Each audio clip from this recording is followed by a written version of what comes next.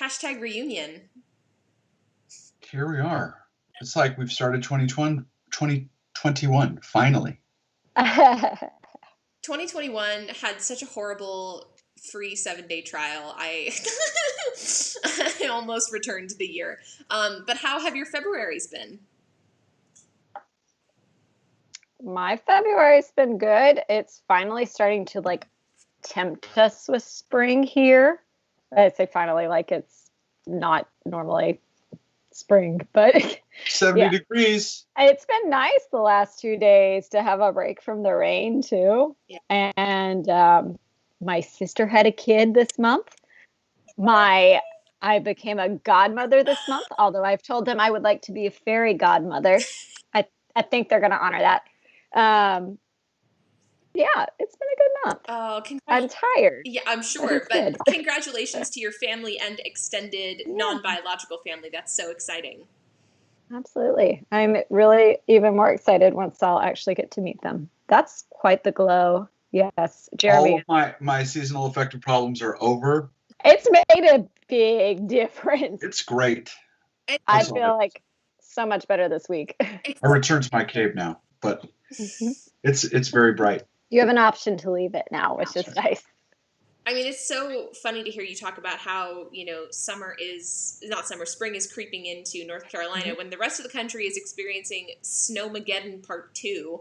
Texas is literally like a block of ice, and we're like outside my window, all I see is snow. Well, and there's really no guarantee that we're going to actually move into spring. There's just like little hints of it. We quite frankly could get like inches of snow after this because that's happened the last few years where they're like, we're going to do nothing until March. So who knows? But yeah, how are you guys? How's your February? Jeremy? This is not the week to ask. Yeah, you've had a busy week. There's a lot going on. If you're out there and interested and wish to Google Fayetteville State University and look at Google News, you will find a lot. A lot is happening. So what am I doing right now? So out there in the world, if you want to, when you receive this in March, just look back at what Fayetteville State was doing second half of February, and you'll have a sense of how things are a little bit of a thing. Yeah. But other than that, things are fine. We're making lots of plans. We sure are. Lots in motion. We're planning 21-22 season, which includes a return to actually touching people. What? It's very exciting. And the governor lifted curfews and all kinds of attendance capacity limitations today. It's very exciting. It's very lots to look forward to. Yeah. Trending in the right direction. Content seems to be thawing away. I was on a run today and just had this sudden thought that, in as few as maybe 6 or 8 months, I could be hugging some of the artists that I've been working with, and I'm a hugger, so hugging means very important to me. And I have not hugged anyone outside my immediate family, outside the 4 of us, like my parents and my brother, in 12 months, probably. And I miss hugs, so I'm very excited to be hugging people that are not just in my nuclear family. Yes, I think we're going to enter a season where physical affection is going to be very important. Yeah. But I remember prior to COVID when it was you could still touch people, but you weren't supposed to touch people. You know what I mean? Consent. And now I think we're entering into COVID has given us a clean break, and now we're going to be entering something else. So, and I think that's good mostly. One of my favorite books growing up, actually, it may still be my favorite book. It's very important to me. It's called Once Upon a Marigold, and it's like an early YA novel. It's like a novel for middle schoolers, and it's like a feminist fairy tale. It's the best book possibly ever written. I probably read it 1 billion times, and it totally, influenced the person that I turned into. But the main character Christian, you meet him first when he's 6 years old, and he's a runaway, and he's just this like sweet, inventive, precocious little 6-year-old, and he tells the guy who will eventually become his foster father, like, humans need 6 hugs a day. And his would be foster father is like this gruff curmudgeon who's probably never hugged anyone in his life, and is like, that's dumb. And then sure enough, by the time Christian's like 17 or 18, they hug like 9 times a day. And it's part of like what makes Puppers approves. Hi, Guinness. And that's sort of his philosophy. And so when he goes out into the world, because he's kind of raised in a cave, when he goes out into the world as this like teenage boy and tries telling people, like, to feel like your soul is happy, you need 6 hugs a day, he gets some very weird looks. But I have always felt like that is such a prime way to go through life. Like, if you can find 6 people to either hug or just like be nice to or share a like happy moment with, your day is a good day. If you can have that 6 times a day, you are in real good shape. I agree. Mm-hmm. I was going to ask what you all are drinking. Mine is super boring. I'm dehydrated, so I'm drinking like, it's water, and it has one of those like dissolvable things inside that has a lot of electrolytes. Because I'm just trying to I'm just very dehydrated. So, yeah, Good choice. I'm a lot of fun at parties. Jessie, what about you? What are you drinking? And what is Guinness drinking, which is the other question we should be asking right now? Guinness is supposed to be drinking his water. I don't know what he's barking at. My husband's supposed to be leaving, so I don't know what there is to bark at. But I am drinking, I found this lovely vanilla chai tea, and it is heavenly, and like even better than it tastes, it makes my entire house smell just like really cozy. Mm-hmm. So that's what I'm having. I'm having Starbucks, which I'm a little ashamed of, but it's been the kind of week where you need some extra help. So this happens to be coffee with something like 6 extra shots. And I'm not all the way through it, but I will tell you this, and this is not a lie or an exaggeration in any way. I can hear the blood pumping through my eardrums right now. I bet you can. I can't do more than 1 espresso shot. I learned in grad school. I'm not a coffee drinker to begin with. So I like it sometimes, but I'm more of like when you make it cold and like put ice cream in it, like that's my coffee thing. That's good. That's good. No, that's very healthy. Yeah. Stay that way. Be that's good. Good for you. Yeah, it's not my thing, and caffeine for me is not good anyway. Like, I've cut out soda and all that pretty hardcore. But in grad school, for a hot second, we had this lovely little coffee shop down the street from me. And they made basically a coffee milkshake that had peanut butter and banana and a shot of espresso in it. I think they called it the Chewbacca. And it was amazing. And this was me trying to do my papers. Oh. It was great. Sometimes I needed that, but yeah. Venti Starbucks with 6 extra shots is like, that's my entire lifestyle as emblematized by like a thing. So I get you, Jeremy. It's happening. Mm-hmm. It's happening. I still have, 6 hours to go today. So yeah, so do I probably.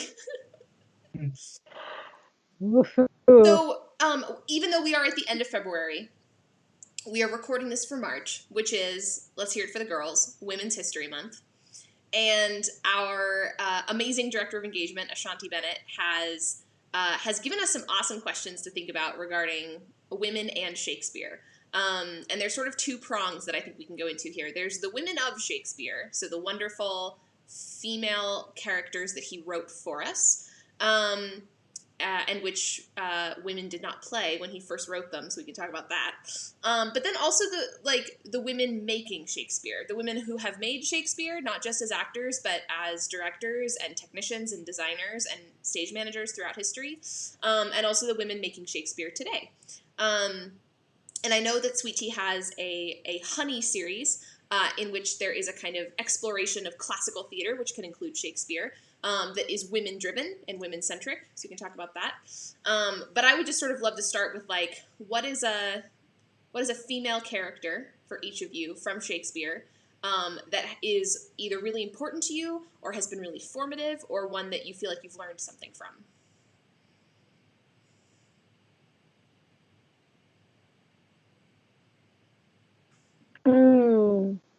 I love this. And if you know what my favorite play is, you probably know what I'm going to say. I totally know what you're going to say. I love Beatrice from Much Ado. Like, she's my favorite because she can dish it, she can take it. And she's just such a Can she take it? She's very defensive. Well, she's very defensive, but she can take it as much as Benedict can take it. So I don't know. I think she holds her own. She's very good at dishing it at the very least, and I think she's very opinionated and independent, and in that way, she's what I strive to be. I would love to stick up for myself and hold my own. So I love her personally. She's the best. Also, I think that her independent streak and her ability to sort of hold her own and really have a sense of, like, agency and autonomy is not even as powerful as the fact that she, like, makes it her life's mission to stick up for the women in her life. Right? Mm-hmm. Like, she doesn't have the second wave feminism, like, I must succeed and I must push other women down to be able to succeed. It's like her whole mission in that play becomes about saving, defending, and honoring Hero. Because that play is not a comedy for Hero. No, it's not. Tragedy. And the you know, the way that she just goes to bat for her and actually stakes her whole, like, possible romantic future with Benedict on, like, the love she has for her cousin, like, it's really powerful. It's like OG girl code. Mm-hmm. Yeah. My answer is going to be Rosalind. Queen. Because how could you not? Yeah, it's just the best. I mean, there's nothing written better than that. There are things that are as good, but there's nothing better. And when I think about male characters, there's nothing better than Rosalind. I just love the play. I love her.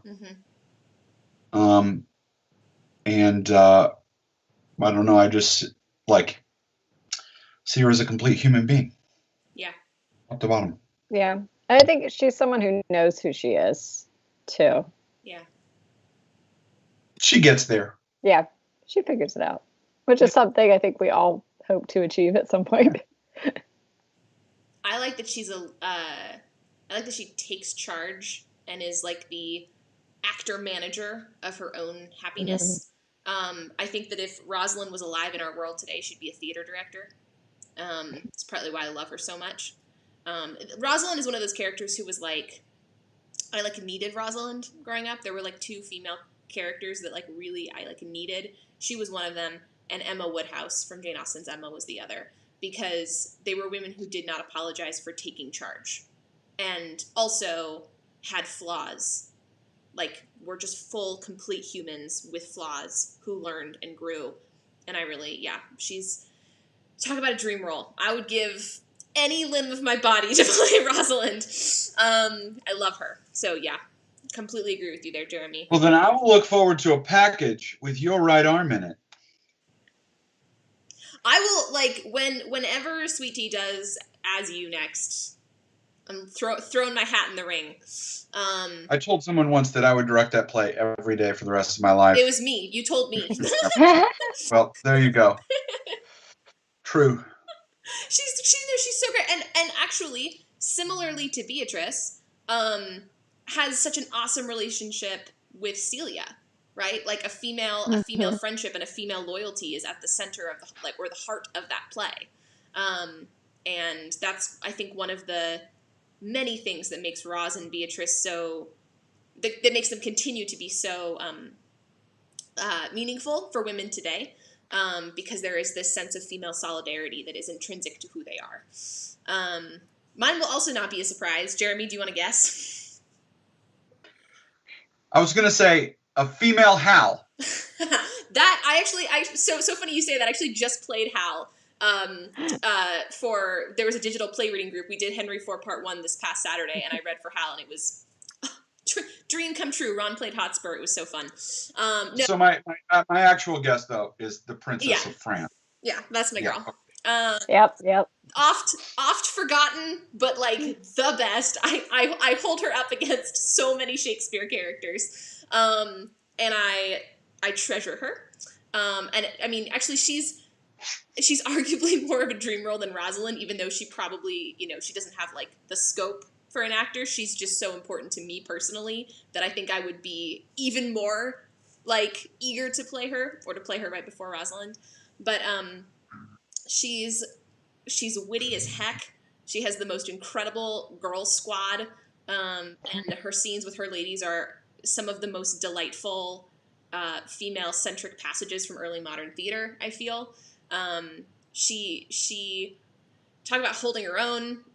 She can be sharp and snide and cruel and self-righteous, but also she's so like warm and generous, and she's a complete leader who takes her leadership and her responsibility very seriously, and she genuinely falls for someone and then still chooses duty and responsibility and leadership over romance at the end of the day. And I just think she's astonishing. And the only woman in the world who could have gone up against, held her own against, and then ultimately kind of triumphed over the King of Navarre. And in many ways, I've been working on so much Restoration theater, and I see Love's Labour's Lost as a prototypical early modern kind of, I don't know, it's like an early nascent version of Restoration comedy in terms of the fact that there's this battle of the sexes happening, and that it's so witty and literary and linguistic. And it really is about what they say, and how what they say is who they are, but who they are is what they're actually projecting. It's not what they really feel, and it's all about like masks and concealing how what your true emotions are. And the comedy in that play is so sparkling and ridiculous, but then it's not, right? Then there's this sort of incredible resonant ending where she has these amazing kind of blank verse, beautiful emotional speeches. And it takes a good production, I think, to make that hairpin turn at the end. It takes a good actress to make it work. But I have cried harder at a production of Love's Labours than I have cried at some Shakespeare tragedies. So take that for what it is. Awesome. And then what are, let's see. I mean, I was going to ask what are female characters you've played, but I'm going to go out on a limb and guess you haven't played all that many, Jeremy. Have you played any? Not that many, but I have. Have you? Yeah, and it's going to take me a minute to think about what that is. But I have played. Do you ever play the nurse? That's often a bendy one. I have not played the nurse. Okay. It's going to take me a minute, but it would be like in a scene or I don't think I've done a full production. Mm-hmm. What about you, Jessie? I have not played any. I didn't think so. That's why this question was sort of like dead in the water. Yeah. I mean, yeah. I'm a little flat-chested and tiny little thing, so I get page boyed a lot. Yeah, for sure. But hey, that's one of the values of having a lot of women in a theater company is you get to play different roles, and that's cool. Yeah, that was actually my introduction to Shakespeare. I mean, I did a Shakespeare camp when I was in middle school, where I played Kate in a very short Taming of the Shrew. It was like a 60-minute Taming of the Shrew. But when I was in high school, I went to an all-women's high school. And so anytime we did Shakespeare or any classical play, we just played everyone. And that was an awesome way to get introduced to Shakespeare, because from the age of 14 onward, I basically was empowered to think, I can play any of these roles. I deserve to audition for any of these roles. And I can make a unique personal impact on any of these roles. Although I will say, no one ever casts me as men. I've never in auditioning, I've auditioned for so many Shakespeare plays, I've never been cast as a male identifying Shakespeare character. Ever. Shh, be quiet. Oh, hey Guinness! just read more feminine. But I did an all-women Midsummer Night's Dream my senior year of high school. Possibly the most fun I've ever had in a theater project. Because that play is already a romp, but when you have a bunch of when you have a bunch of women, young women who have basically like been in school together for 4 years and are kind of like a squad already, it was like, just imagine a crazed sorority trying to do Shakespeare. That was basically how it felt. And I think that's fun. I played Hermia, and it was just delightful. It's such a fun character. Mm-hmm. I think that's one of the great things about Shakespeare is he doesn't cop out on developing his characters, like male versus female. Like if they're a major character, they're just as developed, I think, as the male characters.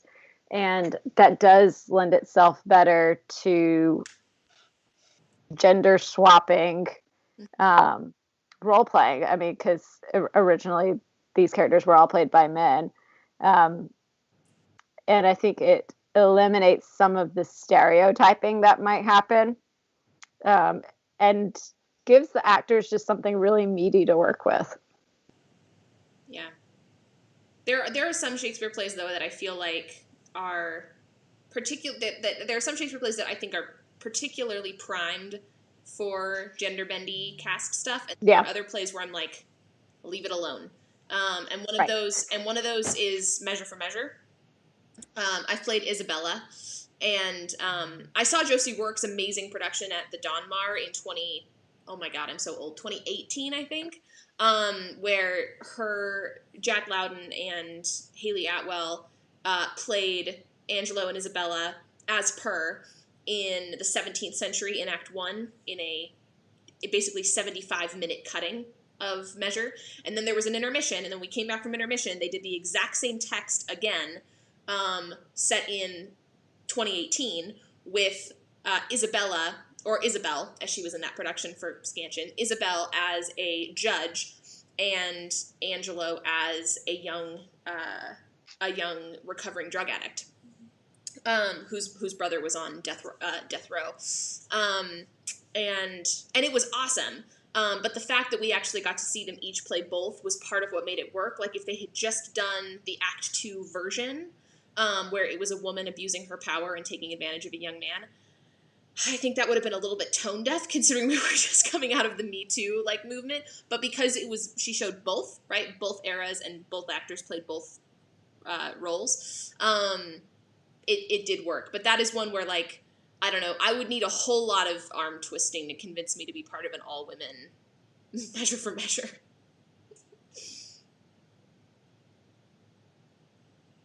Yeah, I was just thinking, it's just different now. There are lots of differences. Mm-hmm. Mm-hmm. I mean, like the people gravitate a lot to the men and boys playing female characters, and that is true. And actually, I have a former student,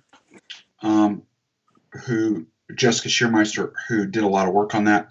How it was more like preferential than legal and all of those things. But that is a difference. But mm-hmm. One of the things that I think is maybe a bigger and more fundamental difference is that it's not like gender wasn't important. It was very important, but it was also much more fluid in its practice than the sort of conventional lenses we'll put on it today, if that makes sense.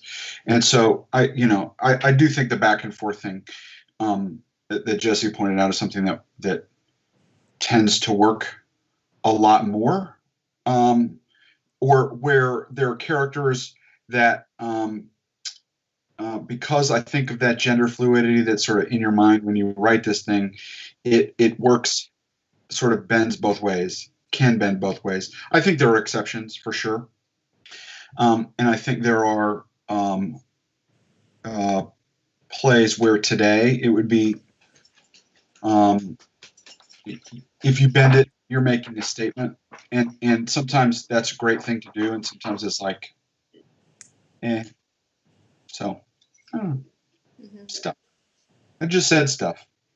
Not sure it made sense. I just like gender bending to be acknowledged. Like, I always prefer that. Like, I saw the best play. Yeah, the best play, full stop, that I've ever seen, ever, was Liliana Blaine Cruz's Henry IV Part 1 at the Oregon Shakespeare Festival in 2017, with Daniel Jose Molina as Hal and his now wife, Alejandra Escalante, as a female Hotspur. And the fact that she was a woman, right, that Hotspur was she, her, that she was this, like, probably, like, 5'1", 100-pound Latina actress, like, going up against a very, very tall, stoic, stately, middle-aged white actor playing Henry IV, was like unbelievably resonant and powerful, much more than it would have been if they were using he, him pronouns and it was just a girl playing Hotspur. But the fact that she was playing it as a woman, that she was this female soldier who was getting told by her father, how dare you break into this woman's mood, and feeling like she had to overcompensate for everything, and that part of Hotspur's general fire and feistiness came from a need to prove that, like, she could fight and be aggressive and manly the way that her sort of fellow soldiers could. Just, I felt like I was experiencing the story for the first time, or experiencing Hotspur's story for the first time. And the fact that, like, the fact that she was, it was her wife, right? It was her and Lady Percy as a lesbian couple made me hear that scene in an entirely new way, and grieve in a whole new way when Hotspur died, right? Like, so, it was really, really, it was really meaningful to me that they allowed her entire identity, that actress's entire identity, to be incorporated into the character.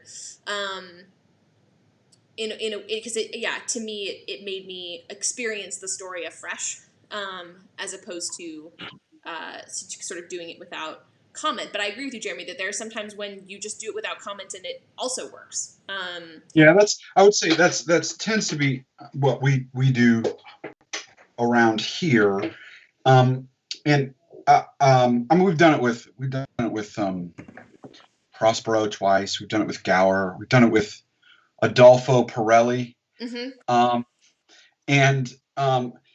Sometimes we will comment, and we've talked about, whether that's changing pronouns or changing, Prospero to Prospera. We've had all those conversations, and sometimes we do those things. And usually we just leave it up to the actors. I mean, it's like, if you have a good reason and you want to play this in a certain way, then that's great. And we have those conversations. The lack of commentary has nothing to do, for me, has nothing to do with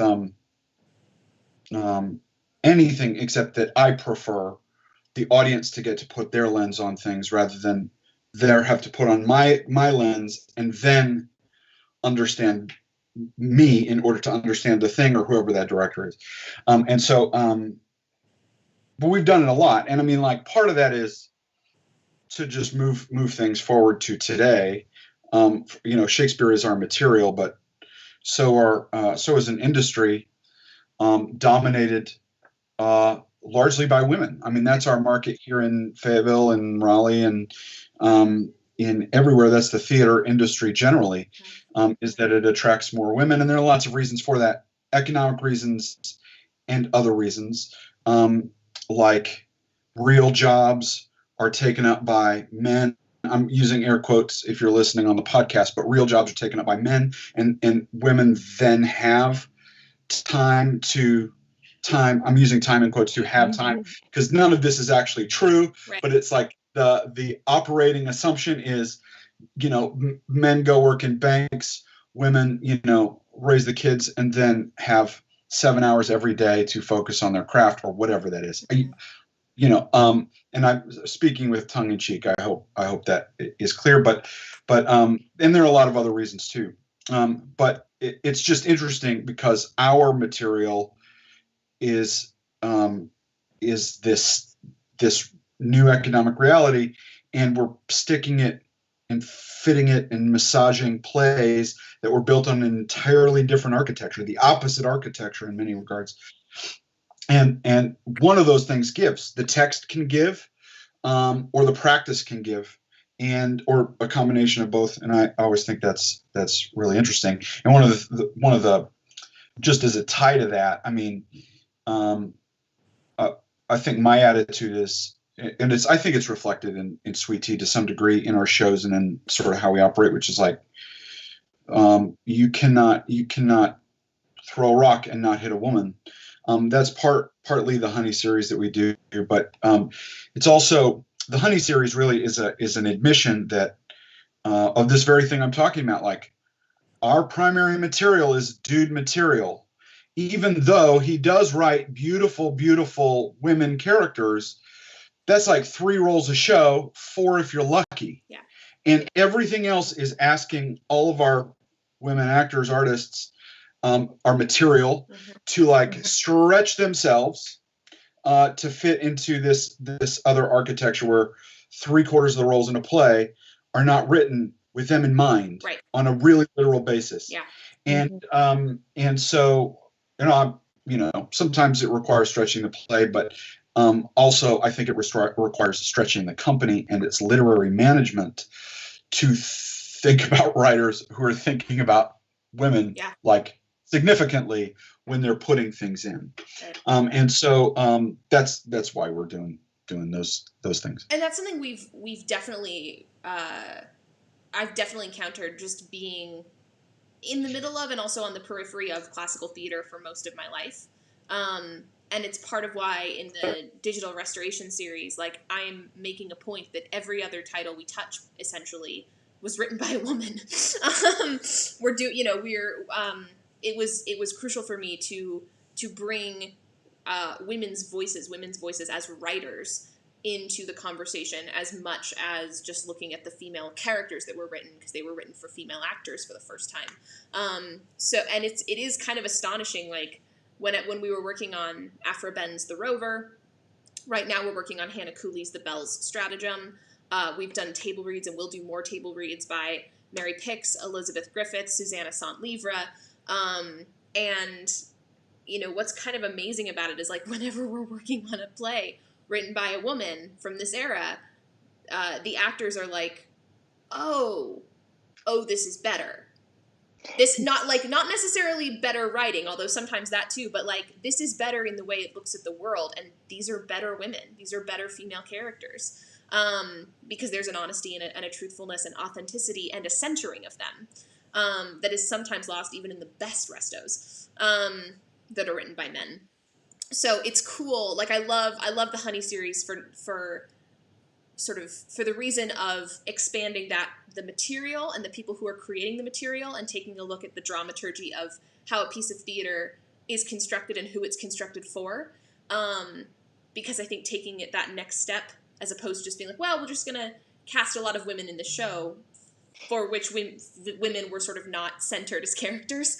I think that's really important. And I love the idea that there's a series where women's voices can be spotlighted, not just in the actors involved, but in the writers too.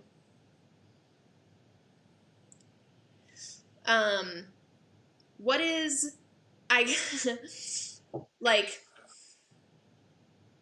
one Shakespeare woman you want to play? And I'm just going to ask you both this. Like, literally, like, what is a Shakespeare woman you're like, I would play this character? My first answer that came to mind before anything else was Mariah in Twelfth Night. Ooh, yes. So much fun. Yeah. Mm-hmm. Yeah. I'm thinking really hard. I would just say, while you're thinking, like, Mariah is a character for me, like Celia, whose character is mostly unwritten, because it's written by actors, and good ones make it really, really good. Mm-hmm. Really good. Yeah. Mm-hmm. I also like Constance. I mean, who doesn't love Constance? She's the best. I mean, they're like, I have a sort of acting skill set that probably best aligns with Constance more than any other a woman character in Shakespeare. I can get angry on stage. I can get angry other places too, but like I happen to be good about it on stage. So yeah, it's like the best of Capulet and Leonardo, and some other good things too. Yeah. Is Constance. A very specifically feminine rage. Yeah. She's great. She's so great.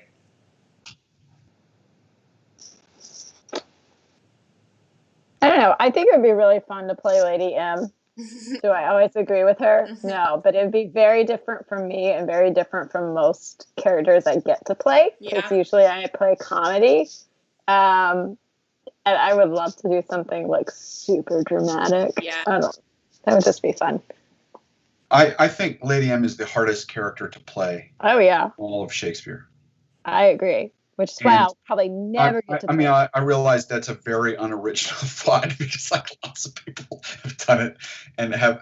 I mean, there have been brilliant performances and not, but I just think it's so tough because it's so. It's written with so many question marks in it, and it's hard to do. Also, I feel like there's such a drop off with Lady M. Like she just stops having a lot of text, so that obviously precipitates many of those question marks. But also, like, she doesn't have a lot of stage time after the first wave crashes onto the beach. So then you have to like really make the most of when she is. But also, like, it can be hard because those gaps the gaps between when we see her just seem to get bigger and longer. And so, yeah, that like sometimes it's harder to have less text. And more. Yeah. What about you? I mean, someday. Besides Princess. I obviously gotta play the princess at some point. Soon. I really need to play the princess soon. Someday I want to play Constance. I'm like right there with you. Like I'm not old enough to do it now, but like I want it to be in my someday because it's just so, chef's kiss.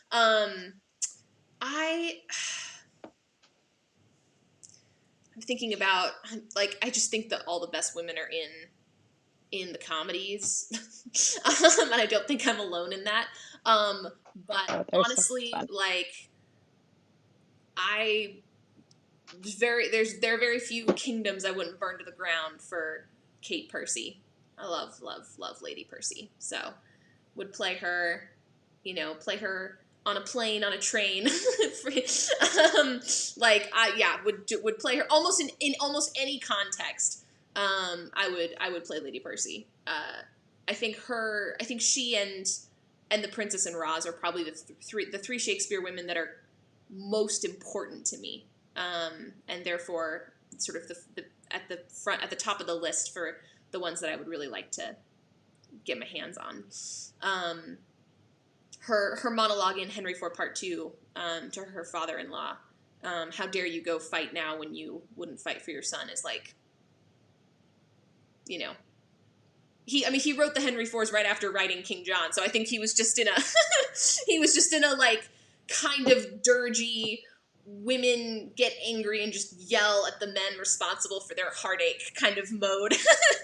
And Lady Percy is like, I see Lady Percy as like the young brethren of Constance. She's Constance just down a generation, which is super cool. And I've never had any interest in playing Lady M, but I would love to direct Mackers just to get to work with the actor on Lady M, right? Like whoever's playing it, I would love to just have those conversations and be like, what's going on here? And I know Shalene played her for your most recent McBee. She is awesome. Mind-bogglingly good. She's so good. Yeah, she's amazing. She is fantastic. Shalene, if you're out there, mind-bogglingly good. And the other part of that was really, really good. I mean, we had lots of women in great parts. Laura played Macduff and was fantastic, and Karen played Duncan and the porter, and it's maybe the best porter I've seen. It was just so good. Really good. Really, really good. So cool.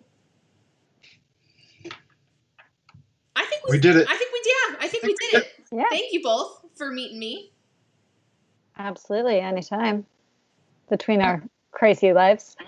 We did the thing. Do you know what are you doing for the rest of the evening, Claire? I am rehearsing the Bell's Stratagem by Hannah Cooley. Yes, gotta love those women written by women.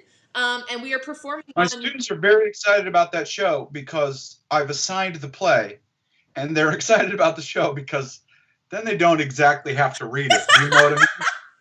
So they're very excited about that. Oh my gosh, I didn't know. I mean, I've been getting emails from your students who want to come observe rehearsal, but I didn't realize you'd assigned it. Yeah, in my theater history class. We're in restoration stuff right now. Very fun. This warms my heart so much. Yay. If anyone wants to see our version, come on Saturday, March 13th at 7:30 p.m. Eastern. Tickets at sweetteashakespeare.com/tickets. It's going to be a lot of fun. It's the exact same 16, the group of 16 who did the Bow's Stratagem. We're now moving forward 80 years, and we're doing the Bell's Stratagem, where the women take over. And for both of you... What about you, Jessie? What are you doing tonight? What are you doing? I am hanging out with my family. I'm cooking dinner. I'm making meat pies because one of my sisters told my other sister I made them. And of course, she is thinking of Mrs. Lovett's meat pies. Yep. But no, there's no humans in there. So that's what I'm doing tonight. Oh, then before the real work starts next week, full throttle with Sea Voyage with the Green Tea Kids. So I'm enjoying the last couple nights of their boot camp before I have to be there full time. Jeremy, have you ever thought of doing Titus Andronicus in the pie shop? I actually have. It was on my list. Had this year been happening right now, we would be doing Medea. Mm-hmm. I'm so sad about that. In the pie shop. Medea in the pie shop, with the question mark about what happened to those kids off stage. But Titus has very much been that could be the next show. Mm-hmm. And I'm kicking it another year or two because I played Titus actually 3 years ago, 4 years ago, something like that. So it's in recent memory. We're going to wait a little bit longer. But yes. Cool. Yes. Yeah. What are you doing with the rest of your evening? Or is it too sensitive to ask? I'm here and going to assist Methodist University's theater program in filming a masked version of I Love You, You're Perfect, Now Change. Wow. So they're doing that tonight. And I'm going to go mind. I'm going to mind them. Awesome. Well, for those of you listening, thank you for joining us. And if you're listening on the podcast, I hope you are having an excellent Women's History Month. And friends, I'll see you soon. Make women's history. Do it right now. Don't stop. Bye.